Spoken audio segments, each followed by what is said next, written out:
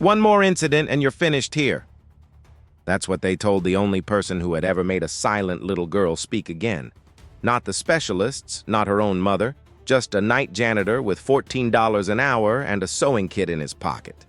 What happened next would either cost him everything or change one family forever. To understand why one warning almost destroyed everything, we need to go back to the very first night. A rainy Tuesday no one expected to matter at all.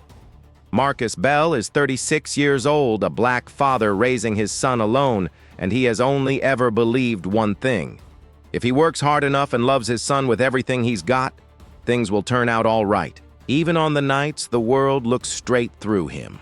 That belief got tested on a rainy Tuesday night in October, inside a marble lobby that smelled like money. He'd never touch when a stranger's little girl refused to speak to another living soul on this earth except him. Here's the part nobody at Whitmore Global Logistics could explain. 11 of the top pediatric specialists in the state of Maryland had already tried and failed. 8 caregivers had already quit. And the girl's own mother, a woman worth $2.8 billion, hadn't heard her daughter's voice in 152 days. Nobody in that building knew that the man pushing the cleaning cart down the 48th floor for $14 an hour carried a little sewing kit in his jacket pocket, for reasons he never explained to a soul. Not yet, anyway. Now let's go back to where it started. It's 5:40 in the morning in a modest duplex on the south side of Baltimore, and the coffee maker is the only thing awake besides Marcus. 2 years ago, cancer took his wife Denise quiet as a thief and left him raising their son Isaiah, 5 years old, still afraid of the dark, still calling their 15-year-old minivan the Old Dragon because Marcus told him once it just needed to cough a little before it woke up. Marcus makes eggs the way Isaiah likes them, a little burnt at the edges, and packs a lunch while cereal spills across the counter because he's rushing. He checks his bank app before he leaves $47 until Friday, and doesn't let his face change, not in front of his boy. He drops Isaiah at his mother-in-law's house on his way to the night shift. The porch swing still creaking the way it has for years. He kisses the top of Isaiah's head. "Be good for Grandma. I'll be back before you're even up." Then he drives 25 minutes north to a building that touches the clouds Harbor View Tower 400 Light Street. 48 floors upwind, coming hard off the Chesapeake Bay, rattling the glass like it wants in. This is where Eleanor Whitmore, 39 years old, runs Whitmore Global Logistics, a $2.8 billion company, from a corner office with a view of the water. 5 months ago, on a hiking trail called Catoctin Ridge, Eleanor's 8-year-old daughter Nora was the one who found her father Thomas Whitmore collapsed on the ground. He never woke up again. Thomas had co-founded the company with Eleanor 16 years earlier and still kept an office one floor below the lobby where he served as chief strategy officer, the one person who had spent 2 years refusing every buyout offer a New York investment fund kept sending his way. Since that day, Nora hasn't spoken. Not one word. Not to her mother, not to 11 doctors from Chesapeake Children's Hospital and Johns Hopkins Medicine, not to anyone. She stopped everything except holding on to a stuffed blue rabbit with one torn ear and one torn leg, like it's the only solid thing left in the world. Eleanor still goes to the office every morning. Not because the company needs her every hour, because if she stays home, she has to watch her daughter come apart and do nothing about it. And that, she has decided, is worse. Marcus Bell knows this building the way some men know scripture. He knows which glass door will squeal if you don't lift it slightly before you push. At 11:40 on a Tuesday night, he's vacuuming outside the executive conference room on the 48th floor when he hears something small, almost nothing coming from the supply closet. He opens the door. Nora is sitting on the floor in her pajamas, knees pulled to her chest, hugging that torn blue rabbit. She doesn't look up. Marcus doesn't pull her out.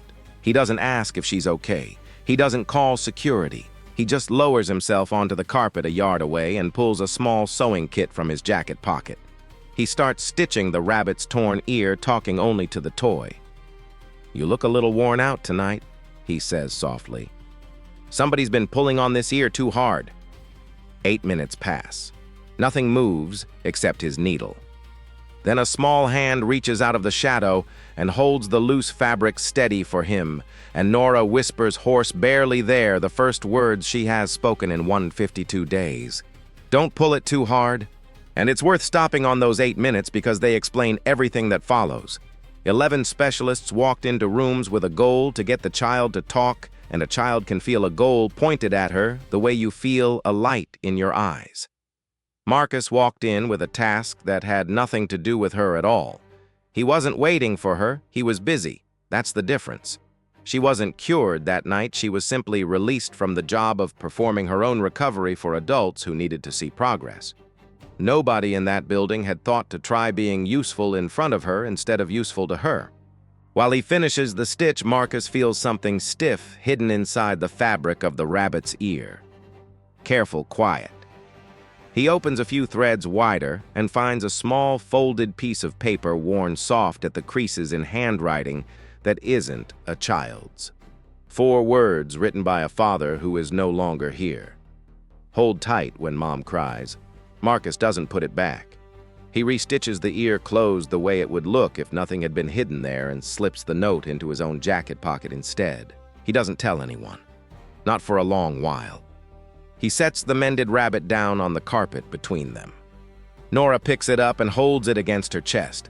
Marcus stands, pushes his cart back down the hallway and doesn't look back. The security camera catches all 11 minutes of it. Nobody watches the footage that night.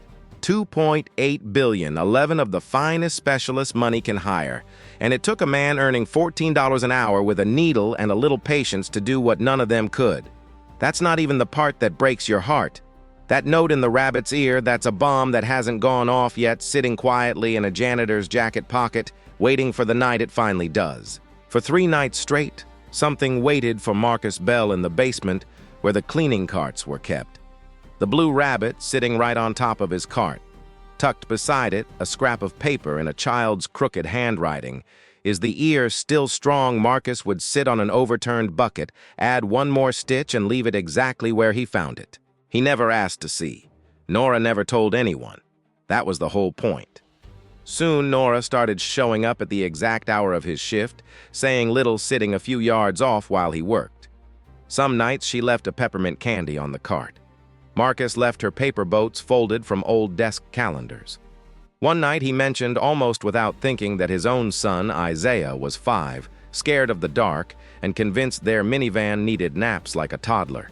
Nora didn't answer, but she listened like she was collecting it somewhere safe. It should have stayed that simple. It didn't. On his day off, Marcus spent the morning teaching Isaiah how to frost sugar cookies for the school bake sale ending with more frosting on Isaiah's nose than on any cookie. Miss Ruthie stopped by with sweet tea, listening to Isaiah explain why the old minivan needed a nap. Marcus laughed for the first time in weeks. A small, ordinary Saturday he didn't know he'd need to remember. And if you take one thing from that first night, let it be the needle and not the miracle. Marcus never asked that child a single question. He gave her something to hold steady, and holding something steady is how a hurting person finds out their hands still work. There's someone in your life who has gone quiet lately. Don't ask them what's wrong. Ask them to hold the other end of something. Every morning, a night nanny named Colleen sent Vanessa Crow, the company's chief operating officer, a detailed report. What time Nora went down to the basement, how long she stayed with the janitor, what her face looked like when she came back up. Vanessa paid $800 a week into an anonymous app account for those reports. Colleen, 3 months behind on rent since her husband's hours got cut at the shipyard, told herself she was just keeping an eye on things for the child's safety. She never let herself look too hard at what that money actually meant. Eleanor reviewed the extra camera footage Colleen had flagged for her and believed every word. She started noticing the man who mopped the floors. She hadn't decided what to do about it yet, but Vanessa Crow had already decided for her. Gordon Pike, head of building security, received a quiet directive from Vanessa's office and drew up an official incident report. Night shift custodial staff engaged in unsupervised contact with the CEO's minor daughter in a restricted executive area. Marcus was called to human resources the next afternoon. He stood in a windowless office uniform, still damp from mopping, and listened to a write-up land in his file. Unsupervised contact restricted area read aloud by a man who'd never had to choose between rent and a full tank of gas. He was banned effective immediately from every floor above the 40th. One more incident and he'd be terminated on the spot. His work in the basement and on the sub-level engineering deck was untouched by the order. Small comfort. But the only reason what happened next was even possible.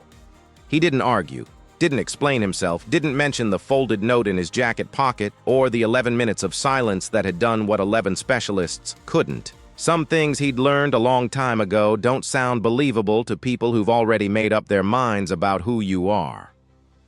He drove home that night, the old truck coughing twice before it caught, and sat on the porch step next to Miss Ruthie without saying a word for a long time. She didn't ask what was wrong. She just handed him a cup of coffee and let the quiet sit between them, the kind that says, "I see you're carrying something and I'm not going anywhere until you're ready to put it down." That should have been the end of it. But instead, the first night Marcus was banned from the upper floors.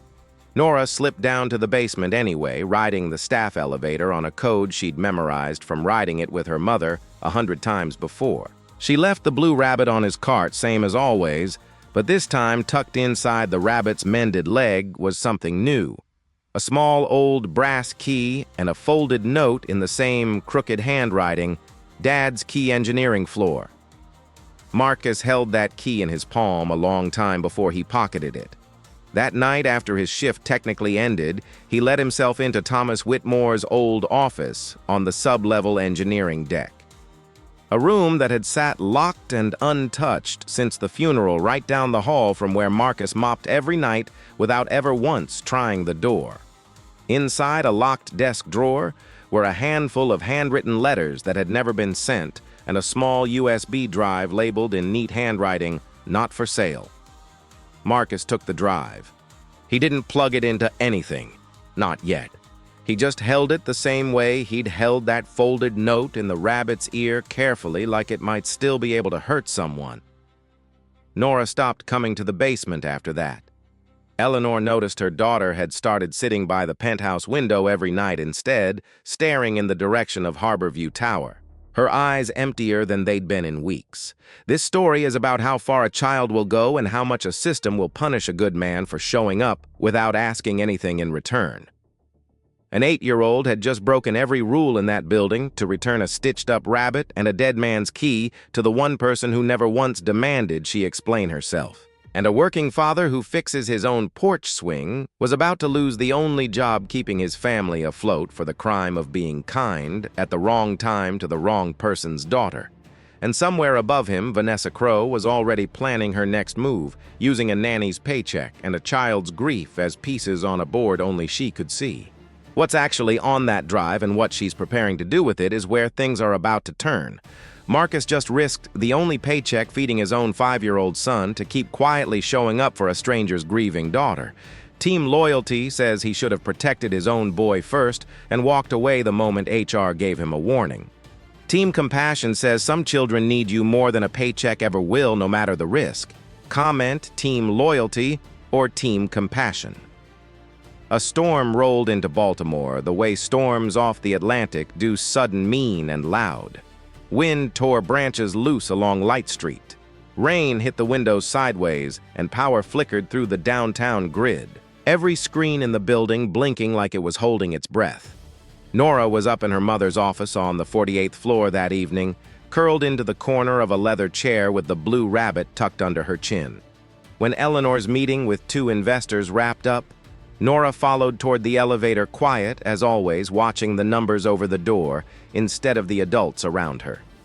The elevator carrying her and the 2 investors stalled between the 47th and 48th floors, the cab dropping half a foot before the emergency brakes caught with a metallic groan. The lights cut halfway out. Nora's breathing turned to short, frantic pulls of air, her fists hitting the glass panel of the door, not hard but fast, over and over the sound, carrying through the building's intercom. Down on the sub-level engineering deck, Marcus heard it crackle through a maintenance radio he had no real reason to still be listening to. A child's fists were hitting glass, and Marcus Bell had never once needed permission to do the right thing. He took the stairwell 2 steps at a time until he reached the stalled car, knelt at the seam of the door, and spoke through the gap voice low and even. "Nora, the rabbit's right here with me. His ear's still strong. I'm not going anywhere. You can stop hitting the door now." For a moment, nothing. Then Nora answered shaky but clear, the first time she'd let anyone besides Marcus hear her voice at all. "Don't turn off the lights." When the doors finally forced open, Nora didn't run to her mother waiting just down the hallway. She ran straight into Marcus and wrapped both arms around him like he was the only fixed point left in a spinning building. Nobody said a word about the floor ban that night, or any night after. Eleanor had been standing not 30 feet away, arms already open, heels clicking fast against the marble. She watched her daughter run straight past her, past the mother who had spent 5 months and 11 specialists trying to reach her, and disappear into the arms of a black man in a gray custodial uniform. For one long second, Eleanor didn't feel relief. She felt something closer to grief, standing perfectly still, while her own child chose someone else's arms over hers. Eleanor had spent 16 years believing enough money and the right specialist could fix anything broken. What froze her on that marble floor wasn't jealousy. It was discovering that the one thing she couldn't buy was her own daughter's trust. Watching Nora run past cracked open a fear she'd never said aloud, that she'd already lost her daughter the same day she lost her husband and simply hadn't let herself notice until now. It would take her weeks to understand that what she felt wasn't rejection, it was the first real evidence in 5 months that her daughter still knew how to reach for anyone at all. I'll say honestly, this is the moment in the whole story I keep coming back to, and not because of the child, because of the mother standing 30 feet away with her arms already open. I think most of us in her heels would have made that second about ourselves. She didn't. She stood still and let her daughter run somewhere else. And standing still might be the hardest thing any parent is ever asked to do. Love that can survive not being chosen is a rarer thing than love that gets chosen every time. An office employee caught the whole thing on a phone camera, and within 20 minutes the clip had torn through the company's internal group chats. The bond between a night janitor and the CEO's daughter laid bare in front of hundreds of eyes with no context, only a story they were eager to fill in themselves. While checking equipment after the storm, Marcus discovered that the power surge had jolted the maintenance radio's aging recorder app back to life, capturing nearly 20 unattended minutes on the channel, including Vanessa Crowe caught on the 50th floor landing mid-phone call saying words she never meant for anyone to hear. Push the stock price down before next week's meeting. Let the story about the kids spread as far as it wants to. Marcus played it back once jaw tight but otherwise still and saved the audio. Within hours, Vanessa had already used the elevator footage to call an emergency board meeting. She stood at the head of the long glass table dressed sharp and certain and played the clip twice. Nora running past her own mother into a stranger's arms before turning to the room with a practiced, sorrowful expression. "I raised this," she said, "only out of concern for the child." If a CEO's own daughter feels safer with custodial staff than with her mother, the board has every right to ask what that says about her judgment, both as a parent and as the person steering this company. It landed exactly the way she meant it to. 2 board members exchanged glances. Legal counsel started taking notes faster. In one sentence, Vanessa had turned an 8-year-old's private pain into a political weapon in front of shareholders who now had a reason to ask whether Eleanor Whitmore still belonged in the chair she'd held for a decade. For the first time, Eleanor was humiliated in her own boardroom over her own daughter by a woman who knew exactly which pressure point to press. What started as a janitor might lose his job had jumped in a single afternoon into a woman might lose control of a $2.8 billion company. A little girl running past her billionaire mother straight into the arms of the man who mops the floors. And in the same afternoon, a boardroom conspiracy quietly caught on a radio nobody thought was recording. How does someone build an empire and still miss what matters most right in front of her? That recording is still sitting in Marcus's jacket pocket. A bomb nobody upstairs knows exists yet. And the board, shaken and unsure, is about to decide the fate of 2 very different people without knowing the full truth about either one. What Vanessa Crowe doesn't know is that her play for power just collided head-on with a quiet man who never once raised his voice to defend himself because he's about to do something far more effective than that. What happens to that board meeting and what Marcus decides to do with the recording sitting in his jacket pocket that's coming up next? Eleanor held on to her seat that day barely. She walked into the emergency board meeting carrying the full file of 11 failed specialists. Every report, every dead end, every dollar spent trying to reach her daughter, and laid it out on the table like evidence in her own defense. She made her case with a steadiness that surprised even her own lawyers, reminding the board that she had tried everything money could buy long before a night janitor ever entered the picture. The board issued Vanessa Crowe a formal warning and for the moment let the matter rest. It felt like a win. It wasn't. Only the quiet before something bigger. Late that same night, emptying wastebaskets in the executive suite, Marcus found a printed bank transfer receipt someone had tossed out without a second thought. A large sum wired from a New York investment fund straight into Vanessa Crowe's personal account. The memo line read, "Advisory fee pre-deal." He photographed it on his phone, hand steady, and saved it beside the audio recording from the storm. The next afternoon, Isaiah carried something to kindergarten in his backpack. A folded paper Nora had once left on Marcus's cart, a drawing of the blue rabbit with a few crooked words underneath, "For your boy, too." Marcus had pinned it to the fridge and Isaiah had decided it belonged at show and tell, telling his classmates it was from my dad's friend Nora. His teacher, who'd followed the local coverage of Thomas Whitmore's death, and his daughter's long silence put the pieces together fast, and called both fathers in for a meeting, pulling the whole quiet arrangement out into the open.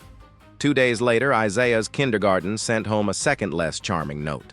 Marcus's 5-year-old son had started pulling away exactly the way Nora once had, going silent with his teacher, barely touching his lunch, sitting alone by the window.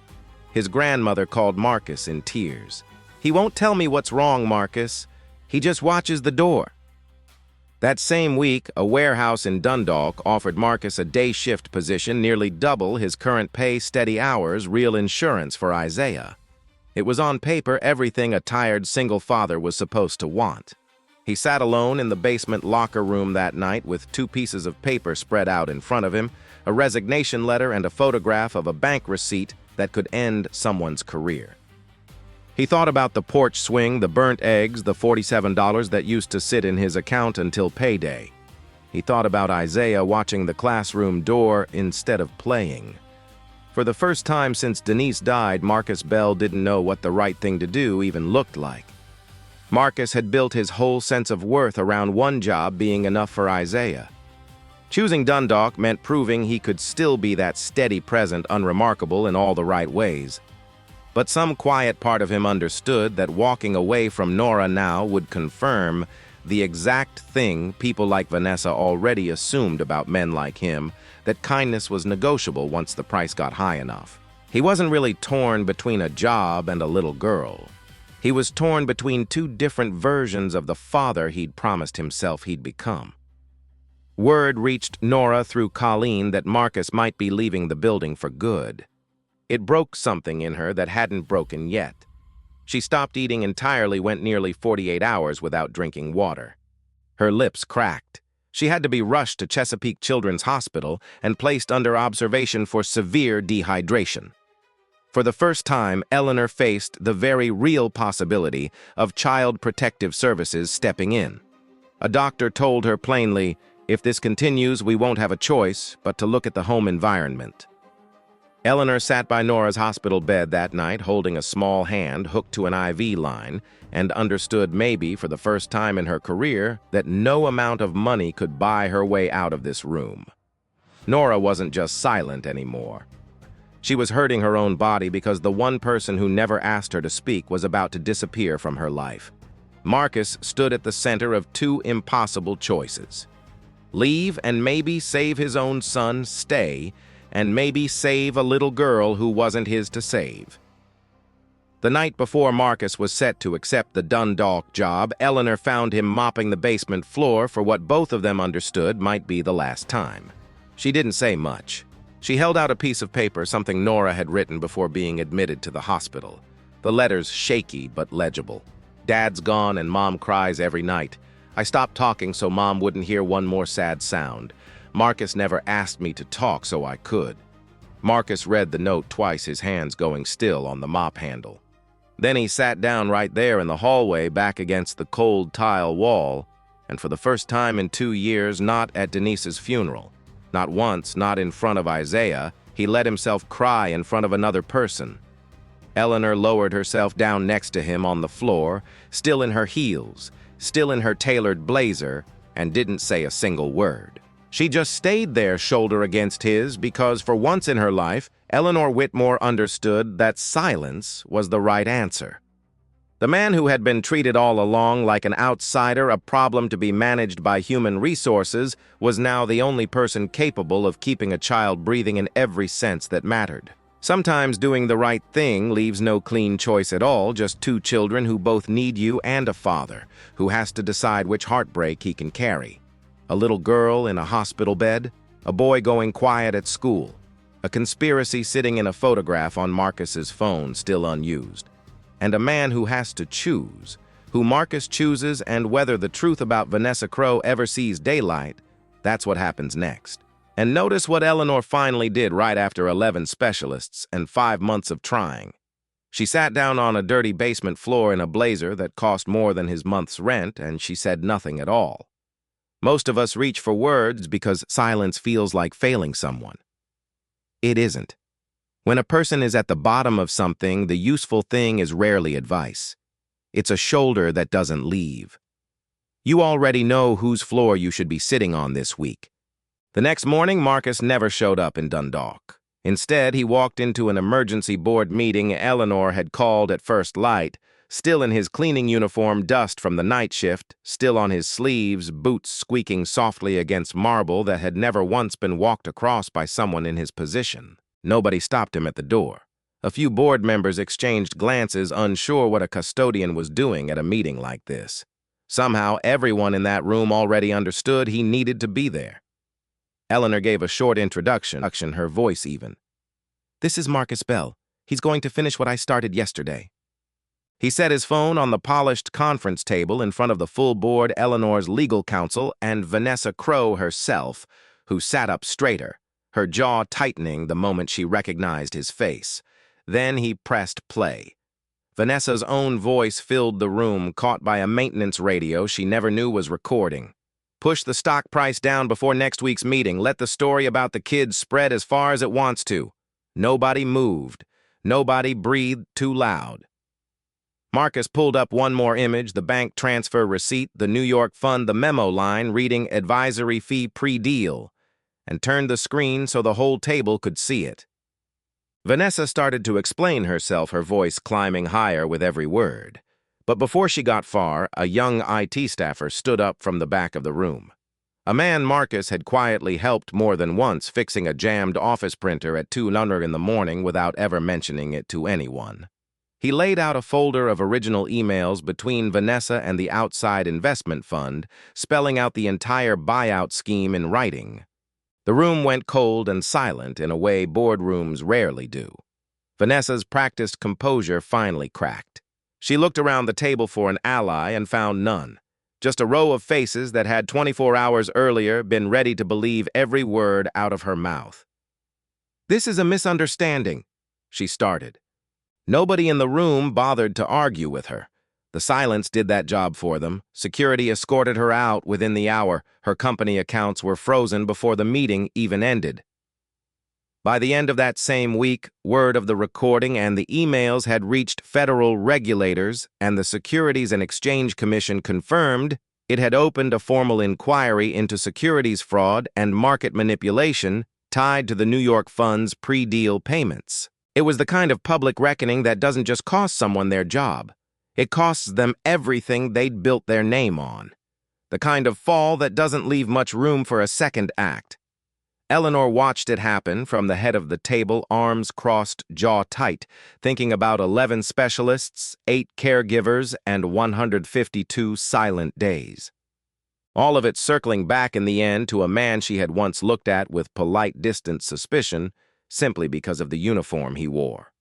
The USB drive Marcus had carried out of Thomas's old office weeks earlier turned out to hold nothing dramatic, just backed up files and a folder of emails where Thomas had flatly rejected the New York Fund's offers year after year, calling the company not for sale in nearly every reply. It wasn't evidence of a crime, it was proof of exactly how long Vanessa had been waiting for her chance and exactly whose voice had been the only thing standing in her way. Marcus handed the drive over to Eleanor's legal counsel without a word. Colleen didn't wait to be confronted. She resigned by email before the board meeting had even finished. The $800 a week gone as quickly as it had come along with any chance of ever working in that building again. Eleanor looked at Marcus for a long moment after the room had mostly cleared out. She didn't say, "Thank you," not exactly. What she said was quieter than that, and it landed harder. "You stayed," she said, "when everyone else only knew how to ask questions." Nora was discharged from Chesapeake Children's Hospital that same afternoon, stable color back in her cheeks once word reached her that Marcus hadn't left after all. That evening, for the first time, the two children met properly. No basement, no supply closet, no secret elevator codes, just the wide sunlit lobby on the ground floor of Harborview Tower. Glass walls letting in the late light off the Chesapeake Bay, gold and orange spilling across the marble floor. Eleanor stood off to one side with Marcus, neither of them saying much, both of them watching closely. Without hovering the way parents do when they sense a moment is bigger than they are. Nora set the blue rabbit down on the floor between herself and Isaiah, and the two of them settled onto the marble tile without either adult needing to suggest it. She looked at him and spoke clearly in full sentences for the first time to anyone in this world besides Marcus. His ear used to be torn. "It's strong now. You're going to be okay, too."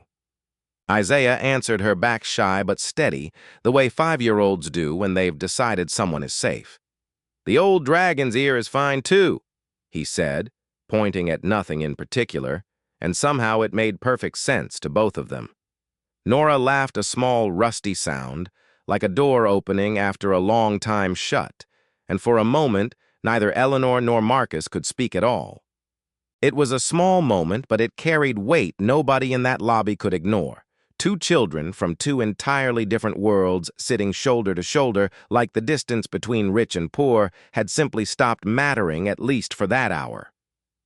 A handful of employees passing through the lobby slowed down without quite meaning to watching a scene none of them could have explained if asked. This story reminds us what real justice actually looks like.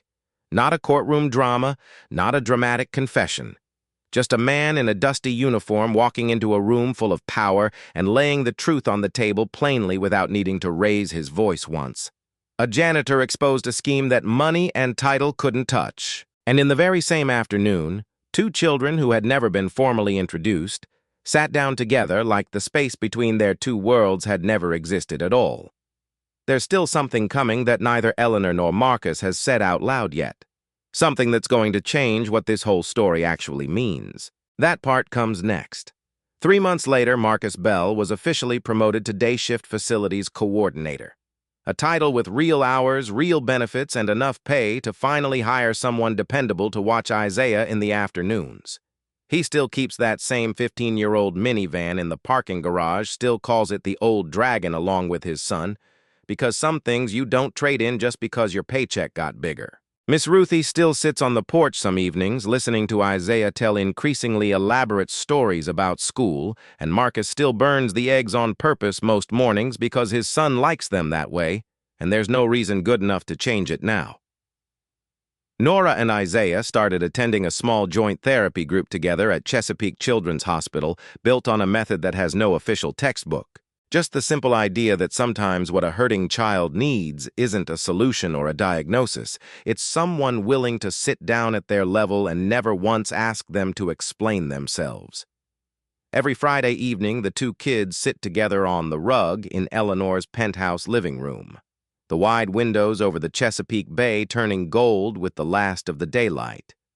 Marcus sits nearby on an old worn sofa he hauled up from his own duplex because Eleanor asked him to bring something of his own into that glass tower, and that beat-up sofa was the truest thing he owned. Some nights the kids talk.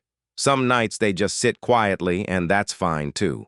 The blue rabbit stays in the middle of the rug, both ears strong now, one leg stitched in a different color thread. Nora asked for that on purpose, she said, so he has a scar like a real person. Then, one quiet Friday evening, Marcus did something nobody expected. He reached into his jacket, the same jacket patched at one elbow now that he'd worn every night shift for years, and took out a small folded piece of paper soft at the creases from being carried so long. "I found this the very first night," he said quietly to Eleanor, not quite able to look at Nora yet. "Sewn inside the rabbit's ear. I didn't know if it was mine to give you. I think I was just waiting for the right Friday." Eleanor had never known it existed. She unfolded it with hands that weren't quite steady and read her late husband's handwriting out loud for the first time in 5 months. "Hold tight when Mom cries." Nora went very still. Nora's silence had never really been about the trail or even about losing her father. It had been about protecting the one parent she had left. A child that age doesn't reason her way into going quiet. She simply stops handing over anything that could be used to hurt someone. And for months, every word had felt like one more weight her mother might break under. What changed wasn't the note itself. It was watching two adults finally choose plain honesty over careful control right there in front of her. Proof at last that the truth could be spoken out loud in that house without anyone shattering. Then she stood up on her own, walked over and took the note gently from her mother's hands, holding it the way she used to hold the rabbit, like it was the only solid thing in the room. When she finally spoke, it wasn't a whisper anymore. It was everything she'd been carrying since the day she stopped talking all of it out loud all at once. I held tight. "Mom doesn't cry every night anymore. Marcus never made me talk so I could." Then she reached out and took her mother's hand in one of hers and Marcus's hand in the other and held both of them at the same time. Every specialist appointment, every board meeting, every scheme, every threat, every impossible choice Marcus had faced in that basement and that hospital hallway, all of it had simply been the long road leading to one small girl finally saying what she'd needed to say all along. There was no grand announcement, no wedding bells, no fortune-changing hands, just 3 people, a 5-month-old note, and a blue stuffed rabbit sitting together on a rug. To this day, on the small desk in the engineering room where Marcus works, there's always a sewing kit laid out along with a few blank sheets of paper, just in case there's ever another child out there who needs something quietly mended. And there's a small thing in that room worth carrying home. Nora asked for the leg to be stitched in a different color thread on purpose, so the rabbit would have a scar like a real person. She didn't want the damage hidden. She wanted it mended and visible. That's a good way to handle the hard year you've had, too. Don't sand it smooth for company. Let people see the different thread. It's the part that proves you were repaired, not replaced. This story reminds us that the world doesn't always reward the loudest voice in the room, or the biggest bank account, or the fanciest title on a business card. Sometimes it rewards the person who shows up on time, keeps their word, and never once asked somebody to prove they deserve kindness before it's given. If there's a young man in your life who reminds you of Marcus Quiet, works with his hands, fixes things without being asked, never brags, because he was raised to believe good work speaks for itself. Don't just think well of him. Call him this week and tell him one specific thing you saw him do right. Not, "You're a good man." Something exact. "I noticed you fixed your mother's porch step without her even asking." That's rare. Specific praise is the kind that gets remembered at 2 a.m. years later. Vague praise gets forgotten by dinner. If you're widowed and the house has gotten too quiet, don't wait for the phone to ring. Pick one neighbor, the one whose spouse also passed the one who waves from the driveway, but never quite stops to talk. And knock on their door Saturday morning with 2 cups of coffee. No agenda beyond sitting on the porch for 20 minutes. Marcus and Miss Ruthie never fixed each other with advice. They just sat together and let the quiet be shared instead of carried alone. And if retirement has made you feel like you've stopped mattering to anyone, remember this. Nobody in that boardroom could buy what Marcus gave away for free night after night, expecting nothing back. Your time still does that. Bring the photo albums that need sorting to your grandchild instead of asking how school is going. Working side by side is where people actually talk. That's not some day's assignment. That's this week's. The soul of these stories comes from human experience, empathy, and courage. AI assisted only in language refinement so that timeless, usable lessons of justice, compassion, and standing up for one's family could move and educate viewers everywhere.